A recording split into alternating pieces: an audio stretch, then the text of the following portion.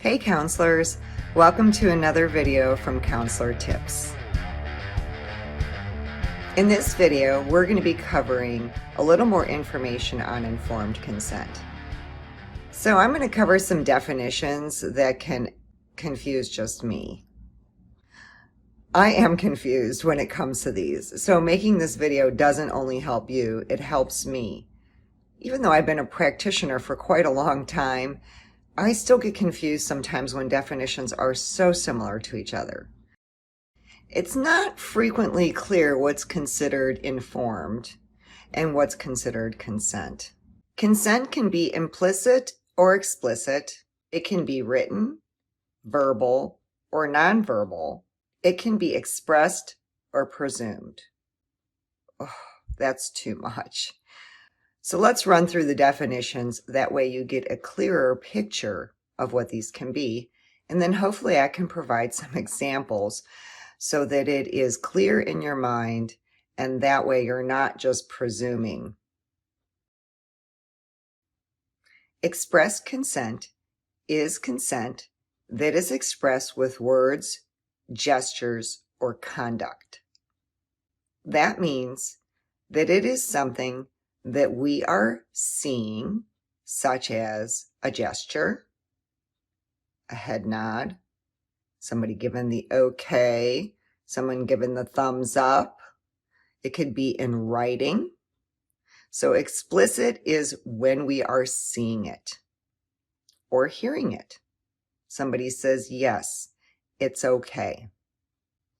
Explicit consent is clearly stated and in detail.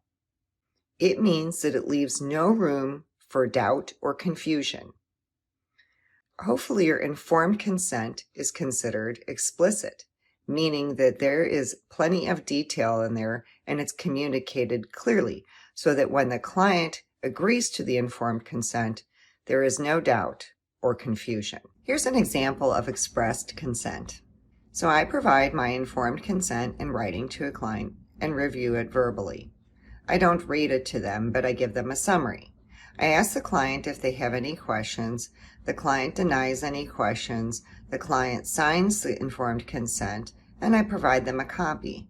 I also tell the client if they have any questions in the future to please feel free to ask me at any point. The client agrees, and we begin counseling.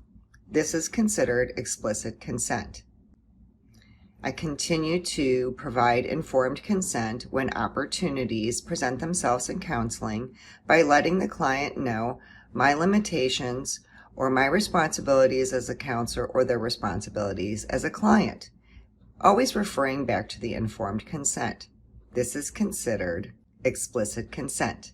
I believe that this is why the ACA Code of Ethics has us provide the informed consent in writing, clearly outlined as well as verbally, and that informed consent is considered an ongoing process. That way, there is no room for confusion. It is clear and in detail. That's explicit consent. Presumed consent supposes that something exists on the basis of probability, or it takes for granted that something exists that is the case. So we make a lot of presumptions as humans. This is not the best way to get consent. An example of presumed consent is I decide to introduce a new technique into the counseling relationship, such as role play. I let the client know that I think it would be beneficial if we practiced them speaking to their boss in a role play, taking techniques that we've already learned and applying them while I pretend to be the boss and they act as themselves. The client doesn't respond but engages in the role play. It is considered presumed consent because the client has, without expressing yes or no, engaged in the role play and practiced the techniques that I have taught them in counseling. Implicit or implied consent is often referred to as an interpretation that the client is consenting based on their actions. Implicit consent can look like this.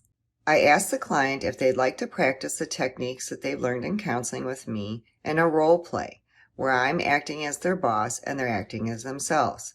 The client nods their head or says, okay, then it's implied that the client is consenting to the role play and practice of the techniques.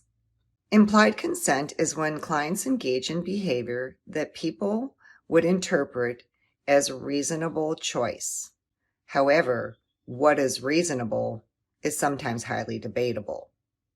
That's why in cases where you have implicit consent, it is not clear on how courts can determine if the client has consented or not. And so these cases are often decided case by case, thus leading us back to we want explicit and written consent from a client. Explicit consent or written consent is the ideal way to go. So if you're going to introduce a new technique into counseling and you want to make sure that the client's going to be okay with that, then it may be beneficial for you to get that okay from the client in writing. Even though you get it in writing, it's really important to still verbally cover the change with the client. Just because you get some form of explicit or written consent does not mean that the client has understood how you have informed them, and as a result, consent can also be considered invalid at this point. Not only does the client need to agree to verbally and sign, they also need to understand what they're consenting to. There are places where informed consent or explicit consent is not necessarily a choice for the counselor. So there are emergency situations where we are not required to have consent in order to break confidentiality or to reach out for help. Emergency situations can be when a person is homicidal or suicidal, when there may be abuse or neglect of someone who is unable to consent for themselves, such as minors, those that are vulnerable populations as adults, and even the aged. Some states also require that counselors break confidentiality if there is the potentiality of a client doing foreseeable harm or damage to property. Make sure you check your state laws. There are several other situations where clients don't necessarily have to explicitly consent for you to go outside of confidentiality. So one would be if they want to use their insurance. HIPAA has introduced several places where it would be important to share information with others without the client's consent. One would be sharing information with treating team members, especially in mental health settings or medical settings, as well as treating physicians. Another area that explicit consent or release of information is not applicable is the Patriot Act.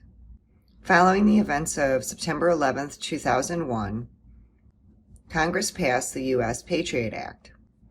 The purpose of this law that passed is to help law enforcement interrupt or prevent future acts of terrorism.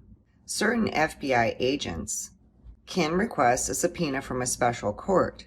These FBI subpoenas can demand that you release information to them in order to help prevent future terrorism.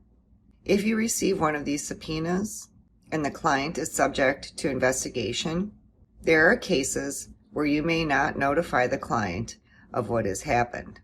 Clients can give consent in different ways, and although confusing, hopefully this video has helped clear up the differences between explicit, presumed, or implied consent. I know for me, it has helped make it much more clear and also reinforced that I need to make sure that I am not only getting express consent, but it also be explicit. Thank you for joining me for this video. Hopefully this short tutorial on the different forms of consent can assist you in clearing up the confusion. If you think this video has been helpful, hey, share it with another counselor.